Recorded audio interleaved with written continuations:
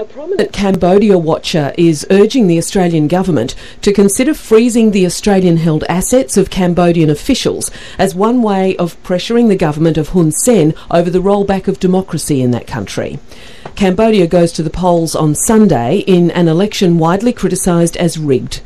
The Cambodian National Rescue Party has the support of almost half the voters, but last year its leader was detained on treason charges and the party was dissolved, so that party is not on the ballot paper on Sunday. Other critics have also been systematically silenced, with some now calling Hun Sen's leadership a dictatorship. Professor Sophal escaped Cambodia as a child during the murderous reign of the Khmer Rouge. He's now an expert in diplomacy and world affairs at Occidental College in Los Angeles. We started by discussing the importance of the turnout at Sunday's vote to Hun Sen's legitimacy. There are scores of opposition parties running against the Cambodian People's Party this weekend in the election. Why is it considered that the outcome is a foregone conclusion? Well, I think that the 19 parties that aren't the CPP on the ballot are, generally speaking, less well known than the main opposition party that was dissolved, which garnered 44% of the vote in 2013 and 43% of the vote in 2017 in a commune election. So a party that won nearly half the vote is essentially off the ballot, while other parties that won at most 3 or 4% of the vote are on the ballot. And so the collective clout of those small parties don't present a challenge at all? Well, I think what it does do is it divides and creates a situation in which, for sure, given the formula used for allocation of seats, that even with just a good showing by the CPP, they'll have potentially 2/3 supermajority in the National Assembly. And let's just recall the situation for the main opposition party, the Cambodian National Rescue Party. It did have seats in Parliament, first of all. When that party was dissolved last November, what happened to those seats? Those seats were given over to the party that sued the CNRP in a case brought before the Supreme Court of Cambodia and reallocated to that party as essentially spoils. And so those seats have essentially gone to supporters of Hun Sen, is that right? Well, technically a different party, but it was encouraged essentially by the Cambodian People's Party to bring this action, and I believe acted in concert with the CPP. Over in the Senate, the seats were completely reallocated to the CPP, so there wasn't even the pretense of giving them to somebody else. Now, the Rescue Party, the opposition party that's been dissolved, their leader, Kem Sokha, is in custody on a treason charge as well. It's been calling for voters to boycott. How important is a high turnout to Hun Sen? I think they've set the bar at 84% in one case where they said that they predict this level of turnout, other times 60 to 70%. I think the goal here is to obtain legitimacy through voter turnout. They know that it's a foregone conclusion they'll win maybe either just below a 2/3 or well above the 2/3. It doesn't really matter at this point, but where they'll want to point to are high voter turnout numbers to indicate that lots of voters came out to vote, and therefore this is a legitimate election. Do you think voters will turn out in large numbers, or will they boycott? I think that if given a true choice, they would not turn out. All the commentary I've seen in the press from street interviews suggests that people are not interested in an election in which the main opposition party is not on the ballot. People would rather just stay at home. Now, of course, they're being pressured severely with calls for calling their boycotting treason, as well as blacklisting of names and so on. So I'm afraid that in certain parts of Cambodia, certainly in rural areas, if they don't go out and vote, it will be very clear that they didn't do that, and there will be consequences. So aside from the fact that we can say the voter turnout is this or that, no one can say for sure whether it's accurate or not. There are no true independent monitors who can actually say, we've looked at the rolls, we've verified these things.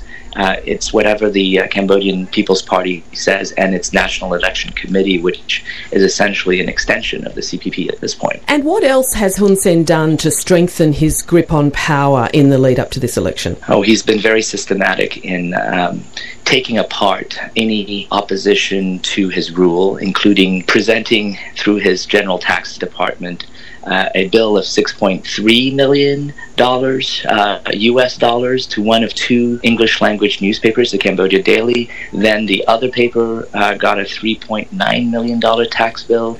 All very systematic in his approach to going down a list of enemies and essentially saying, how do we get rid of this newspaper? How do we capture that newspaper? And how do we essentially become the only voice out there to be heard? In terms of election observers and independent entities, the National Democratic Institute was kicked out of Cambodia. Radio Free Asia, broadcast of the United States, was also expelled. And so there's really very few voices now able to speak. And on the social media, there's now a fake news law that essentially prosecutes individuals who dare to present the truth. Significant diplomatic effort and aid has been expended over the years, particularly by Australia, to help Cambodia, in the emergence from the dark days of the Pol Pot regime with the aim of democratising the country. Why has it instead effectively ended up as a dictatorship? I think that after 25 years of relative progress, there was a sense from the ruling party that continuing on this path would not guarantee its survival. From 2013 to 2017, despite all of its attacks on the opposition rescue party, they were still able to garner about the same number of votes at a popular level. So from 44% get down to only 43%, despite all of these shenanigans from the ruling party. And so I think they realized that the only way forward was to change the rules of the game completely and remove and dissolve. If you can't beat them, dissolve them, I guess, is the new motto here, and to be the lone party in the country that really can lead. But in a sense, I guess the hope was that through the diplomatic efforts, the support internationally for Cambodia, the world would see that sort of practice, that sort of tendency to autocracy give way to a more democratic spirit. More fundamentally, what's gone wrong, do you think? I have to say that actually we should celebrate the fact that there was 25 years of relative democracy. I mean, it was never perfect, but there was 25 years during which Cambodians were given a modicum of a choice. There was not necessarily free and fair elections, but it was at least a competitive process in some ways.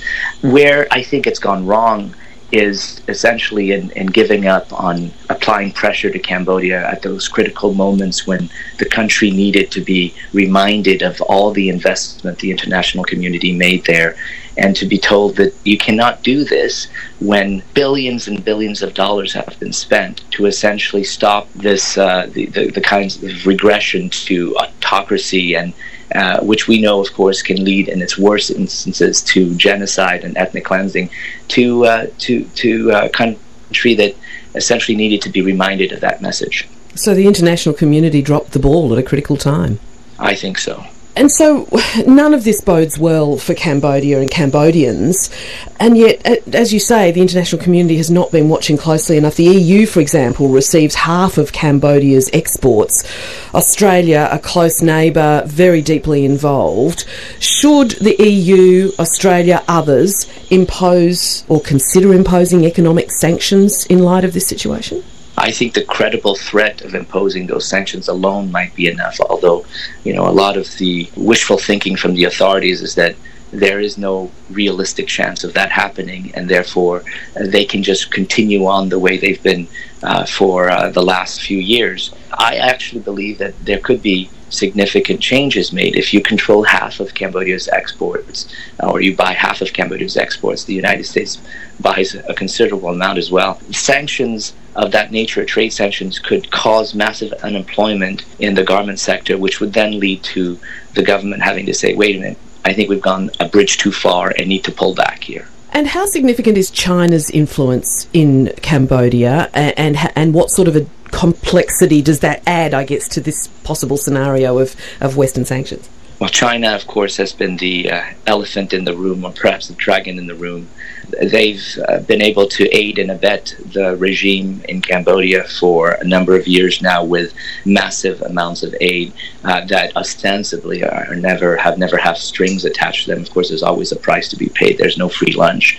But China has continuously backed up the regime in lobbying and in resources. So when Western donors pulled out of supporting the National Election Committee, China committed $20 million and recently announced another $100 million for the Cambodian military. So it's clearly opening its checkbook. For a country as small as Cambodia, it's peanuts for China, but it's well invested dollars from China's perspective, because now it gets to have Cambodia as a strategic partner in ASEAN, where it can then influence decisions on the South China Sea by essentially blocking resolutions that are made there. And we know that a lot of people from Southeast Asia invest in Australia. They visit Australia. They have education ties, family ties. Are there any questionable ties between Cambodians and Australian businesses, for example, that the Australian government might look at? I certainly think there have been documented ties of corporate ownership, single director corporate ownership that requires residency in Australia, where the director is in fact living in Cambodia, is a government official, senior government official, and is not complying with Australian law, as well as compliance with know your customer requirements in banking, where deposits of large amounts of money ought to be investigated, because clearly officials making $1,000 a month cannot possibly justify having millions of dollars in the bank. So I think we've got a situation, an opportunity here for the Australian government to look very carefully at how much of these resources in fact are legitimate, and whether they should be frozen and taken away from those officials in Cambodia and elites in Cambodia that are coming and going and doing as they please in Australia's economy. So by averting our eyes at the wrong moment, Western nations have opened up a potential nightmare scenario in Southeast Asia. Well, I think the scenario is less nightmare, more funereal in that sense. We have the death of a democracy that we can say was not perfect, but at least alive until recently, and may yet be resuscitated if action is taken before it's too late. Cambodian American Professor Sophal speaking to me from Virginia.